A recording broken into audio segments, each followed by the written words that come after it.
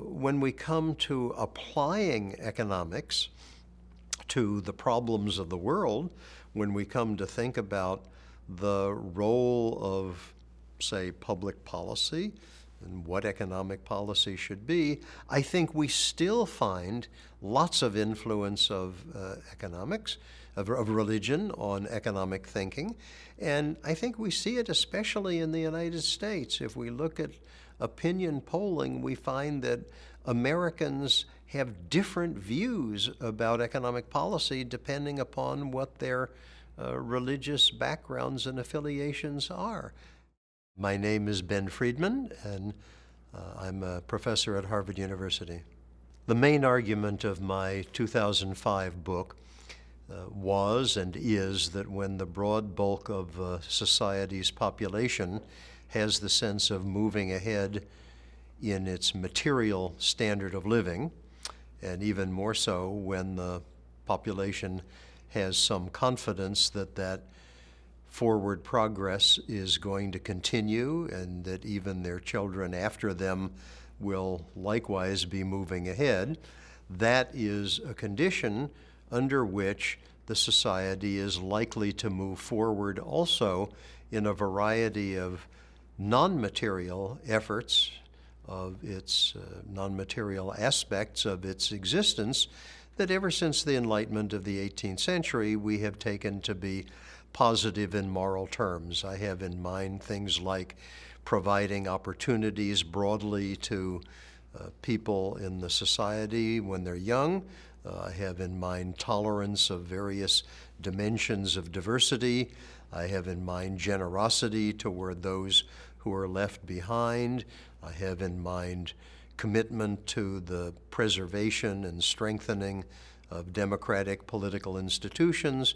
I argued in the book that in all of these ways, societies tend to make forward progress in their non-material character when most of the people have this sense of moving forward in their material living standard. And unfortunately, when the bulk of the population loses that sense of moving ahead and even loses any confidence that it will be restored, then not only do most societies make no further progress in these non-material dimensions, often there are periods of retrenchment and retreat, and historically these have typically been disastrous.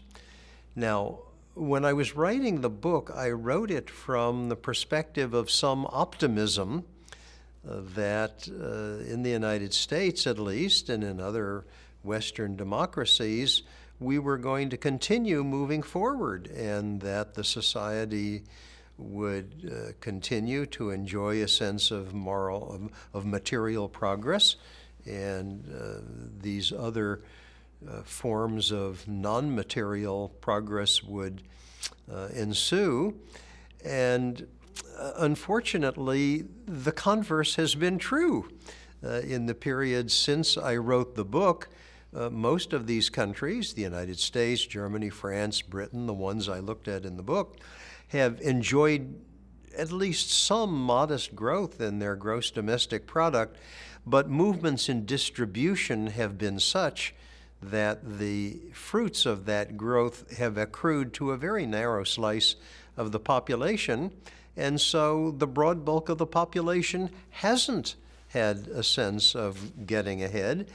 And in consequence, I don't think most of these societies, I point to the United States, have made any great progress in these dimensions like opportunity and tolerance and generosity and democracy.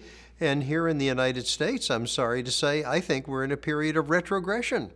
So alas, I think what I was talking about turned out in the book to be right, but not for the reason that I intended. It's for a very unfortunate reason.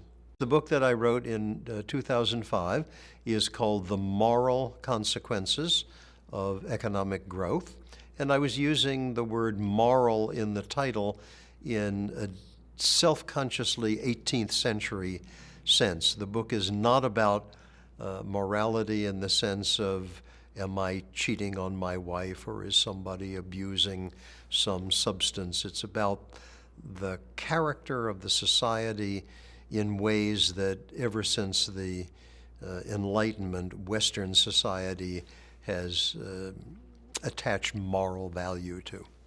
In my book on the moral consequences of growth, I kept tripping over influences of religion. I wasn't looking for that when I wrote the book, but I kept stumbling over it. And after I finished the book, this stayed in my mind. And so eventually I decided to focus on that as the subject of another serious inquiry. What I concluded was that going back to the period of Adam Smith, David Hume, and their contemporaries, who gave us the origins of modern Western economics as we know it, our discipline has been deeply influenced by religious thinking. And I argued in the 2021 book called Religion and the Rise of Capitalism that not just at the time of Smith and Hume, but ever since, economics has been influenced by what was going on in religious thinking of the time. Now, at the time of Smith and Hume, I argued the principal influence was a movement away from belief in predestinarian Calvinism, which had dominated the religion of the English-speaking Protestant world in which those men grew up. And I argued that it was this movement away from predestinarian Calvinism that opened the way for a more benign and expansive understanding of the human character and a more optimistic view of the possibilities for human agency, and that this new fundamental understanding enabled Smith to realize the possibilities for what humans could do, guided by no more than their self-interest when organized in the right way, namely competitive markets. Then in the second half of the book, I argued that right down through the 19th and the 20th centuries, right to our own day, even as the economy changed, and therefore, of course, the questions that economists asked changed along with it, this influence of religion and religious thinking that had been there right at the ground level persisted, again in differing ways, and I think it's still present today. And in the United States, we see it most visibly in our public debate over economic policy and our debate over, the role of economics in our society. People like Adam Smith, and Adam Smith in particular, didn't have a view of whether self-interest in humans is good or bad. It was simply a part of human nature. We are self-interested in the same way as we eat, we breathe, we drink water. We don't sit around agonizing over whether my need to eat and drink is a good thing or a bad thing. It's there. And then the question is, the question for Smith was, what are the societal consequences of this fundamental human need? Now, what Smith showed is that when humans interact with one another under conditions of competitive markets, this innate, from the womb, as he described it, desire to better their economic condition on the part of humans leads to outcomes that are beneficial not just for themselves, but for other people as well. This was a very fundamental insight, and if you think about it in the context of millennia of thinking about the dangers of excessive self-interest, it was really a gutsball thing for Smith to do. But to place Smith in his own context, it's important to realize that Smith emphasized not the fragility of this result, but the robustness. He didn't think this process was some hothouse flower that needed to be protected against any or all encroachments. Smith was very willing to entertain all sorts of interferences with the market if he thought they were going to serve a valid purpose. So just to list a few to make the point, Smith was in favor of progressive income taxes on the straightforward grounds that distributing money from the rich to the poor was a good idea. Smith was in favor of special taxes on luxury goods.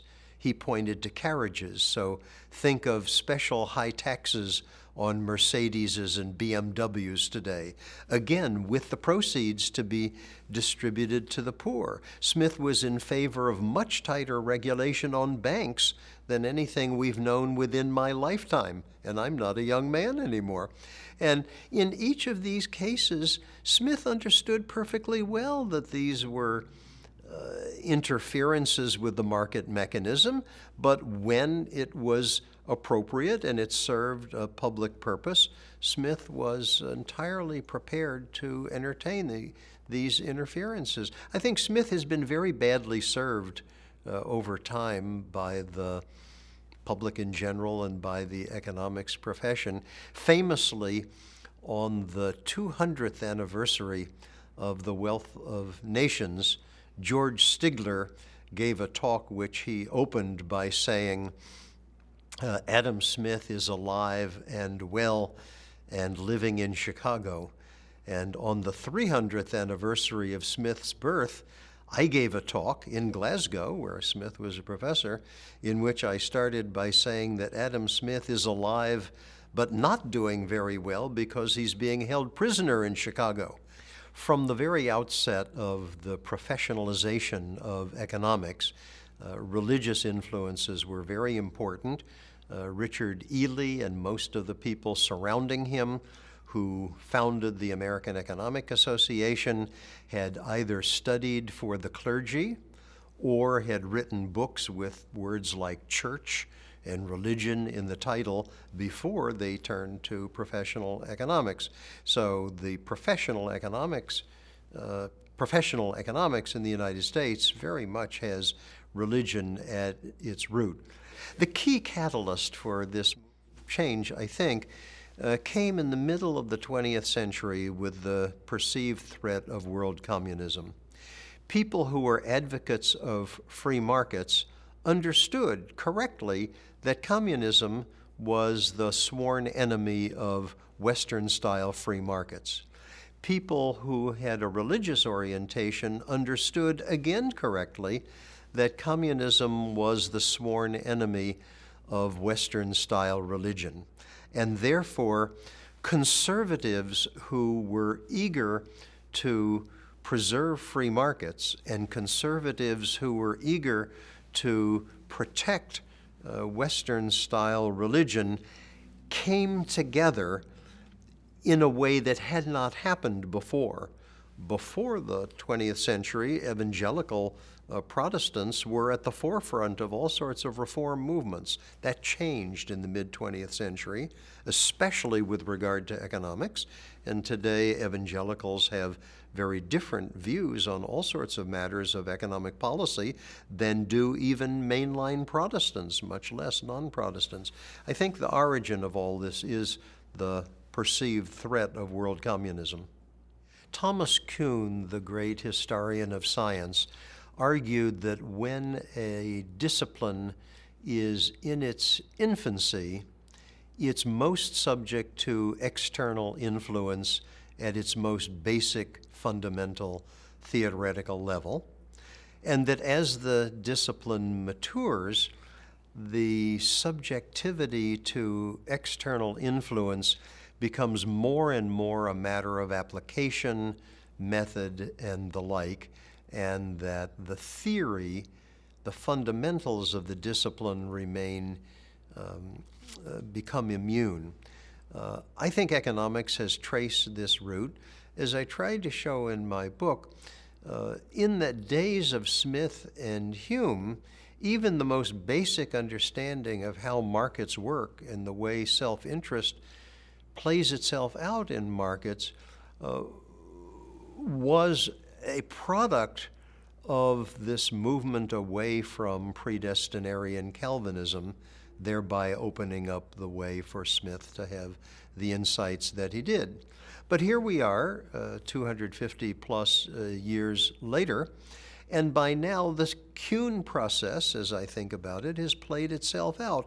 I think most economists who work at the theoretical core of the subject are indeed now immune to the influence from outside in many respects, including the religious influence. And by contrast, just as Kuhn outlined, not with economics in mind, but other disciplines as well, when we come to applying economics to the problems of the world, when we come to think about the role of, say, public policy and what economic policy should be, I think we still find lots of influence of economics, of religion on economic thinking.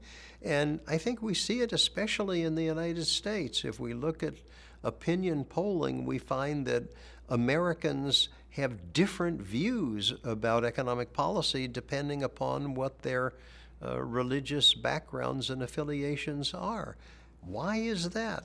It's not explainable by any matter of economic theory. I think it's the influence of religious thinking on economic thinking now playing itself out in a discipline that's become fairly mature. Today, expertise, especially in the United States, is not in good odor.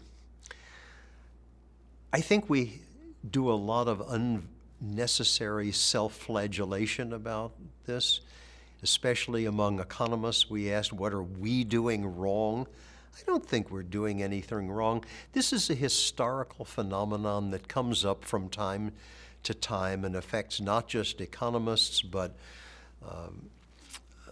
all sorts of scientific disciplines. The best analogy I can think of is the so-called Second Great Awakening, which took place in the United States in the early decades of the Federal Republic. Think the early 1800s.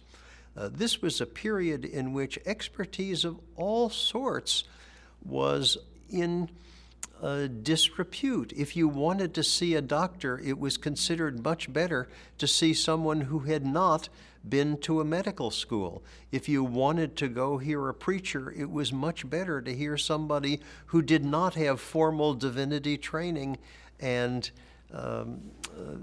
ordination. If you wanted to see a lawyer, it was much better to see somebody who had not been to law school. Now, there weren't any people who called themselves economists in those days, and so it couldn't have affected economists. Here we are 200 years later, and we have crazy people with views about vaccination and such matter being appointed to the highest offices in the land, bearing on scientific and medical policy. We have the crown jewel of the American scientific establishment, the National Institutes of Health, in effect being shut down in its research operation. Now, does this affect economists? Yes, of course it affects economists. But to repeat what I said before, I think we self-flagellate too much. We go around asking, what are we as economists doing wrong that the public doesn't seek out and isn't willing to accept our expertise as trained economists?